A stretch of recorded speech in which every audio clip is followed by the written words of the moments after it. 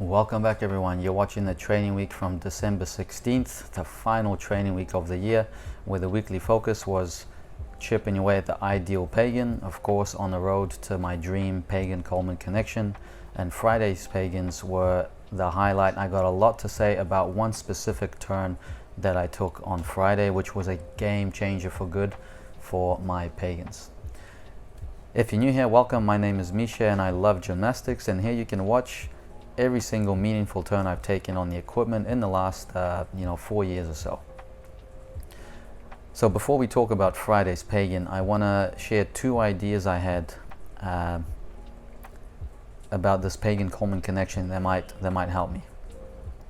At the end of this week, you're going to see a Pegan into a small flying giant.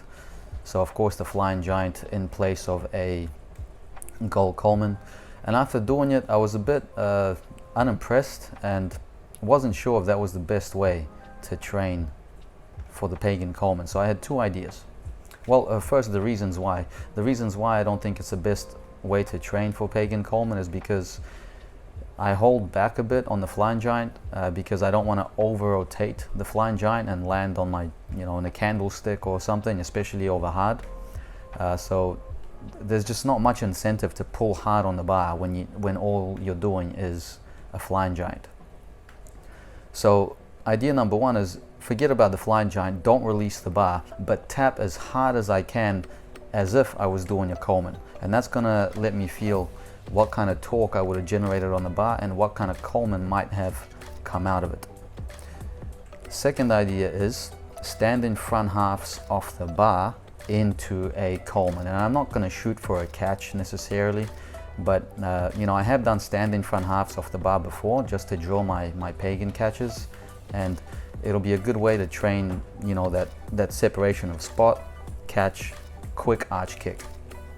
And by the way, like a Pegan-Coleman compared to a Coleman for example, it happens a lot quicker. The action at the bottom, that arch tap action, happens a lot quicker in my case because I catch Coleman a lot higher and a lot easier than I catch Pegan.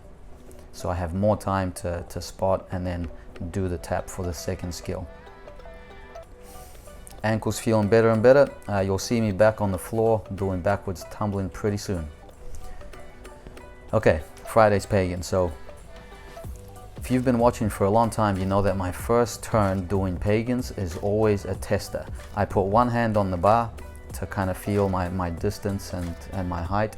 And I've always wanted to be able to put a second hand on the bar and just kind of tap or push off the bar, but I've never been able to do that. And today everything changed.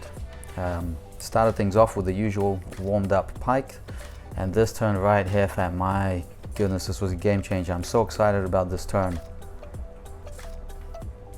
It was turned over so much more than usual. I spotted, I had plenty of height. That second hand, the left hand, went up and tapped the bar right on top.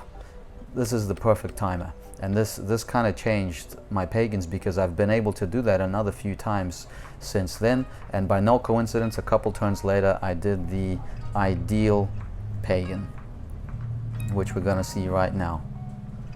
This was the one I put on the gram, and I knew it was a good turn. Watch the show of gratitude afterwards.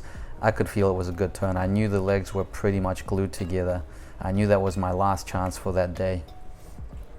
And I was just super grateful that finally I managed to repeat that Pegan that I've always been after. So after I come back, after this break, I reckon I'll do those jump half turns to Coleman drills. Week after that, if bod feels good, start up the Pegan into a hard tap, and soon after that, as I feel ready, try sending this Pegan-Coleman dream connection. I'm gonna have to check when our season starts to know exactly how long I have to play. There's that Pegan-Coleman, which was just, I don't know, I just wasn't impressed by it. You see, there was no arch kick at all. And I don't know if that's just because I caught too late, but I feel like if I know I don't have to worry about the flying giant, I'll arch kick a lot freer.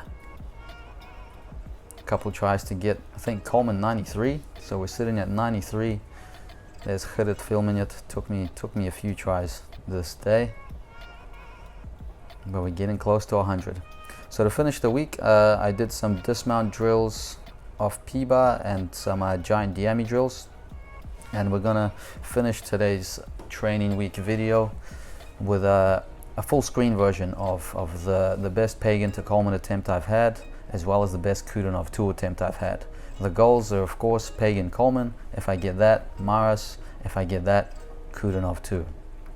So I didn't bother including the Maras because it's a fairly recent clip and it's easy to find.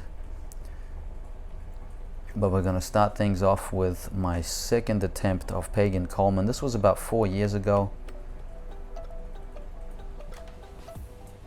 So I'm catching quite low and quite late. So even though the arch kick was relatively fast, because that second hand grabs the bar so late, it of course limits how early I can start the arch kick at the bottom. So that's dream goal number 1.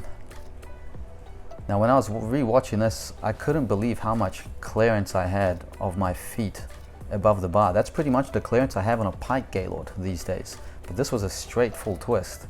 So I had some massive height back then. So there we go. We're going to try to manifest some dreams in 2025. And by the way, Happy New Year. May the gymnastics fam continue to thrive and enjoy our training sessions, learn new skills in 2025. If you're a gymnast, then I wish you all the best, and let's continue to enjoy the sport that we all love so much. Thanks for watching. All the best. Till next time.